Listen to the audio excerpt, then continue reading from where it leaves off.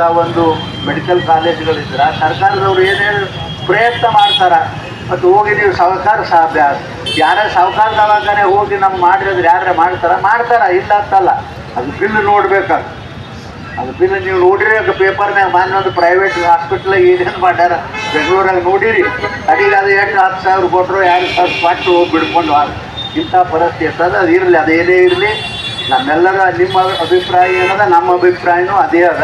ಅದಕ್ಕೆ ನಾನಂತೂ ಅತ್ಯಂತ ಪ್ರಾಮಾಣಿಕ ಪ್ರಯತ್ನ ಮಾಡಿ ಬಿಜಾಪುರದಲ್ಲಿ ಒಂದು ಏನು ಸರ್ಕಾರದ ಒಂದು ಮೆಡಿಕಲ್ ಕಾಲೇಜ್ ಆಗಬೇಕು ಅಂತಕ್ಕಂಥದ್ದು ನಿಮ್ಮೇನು ಆಸೆ ಅದ, ಅದಕ್ಕೆ ನಾನು ಸಂಪೂರ್ಣ ಬೆಂಬಲ ಮಾಡಿ ಪ್ರಾಮಾಣಿಕವಾಗಿ ಪ್ರಯತ್ನ ಮಾಡಿ ಇಲ್ಲಿನೇ ತರಬೇಕು ಅಂತಕ್ಕಂಥ ಭಾವನೆ ನನ್ನ ಮನಸ್ಸಿನಿಟ್ಕೊಂಡು ಇಲ್ಲಿ ಮಾಡೋದಕ್ಕೆ ನಾನು ಪ್ರಯತ್ನ ಮಾಡ್ತೀನಿ ಅಂತಕ್ಕಂಥ ಮಾತವನ್ನು ಭಾಳ ಸ್ಪಷ್ಟವಾಗಿ ಹೇಳಿ, ಇನ್ನು ಮುಂದಿನ ನಿರ್ಮಾಣಗಳಲ್ಲಿ ಏನೇನು ಮಾಡೋದು ನಮ್ಮ ಪಕ್ಷದವ್ರ ಜೊತೆ ನಾವು ಮಾತಾಡಿ ಆ ಒಂದು ನಿರ್ಣಯವನ್ನು ನಾನು ತಗೋತೀನಿ ಅಂಥೇಳಿ ತಮ್ಮೆಲ್ಲರಿಗೆ ವಂದಿಸಿ ನಾನು 2 ಮಾತು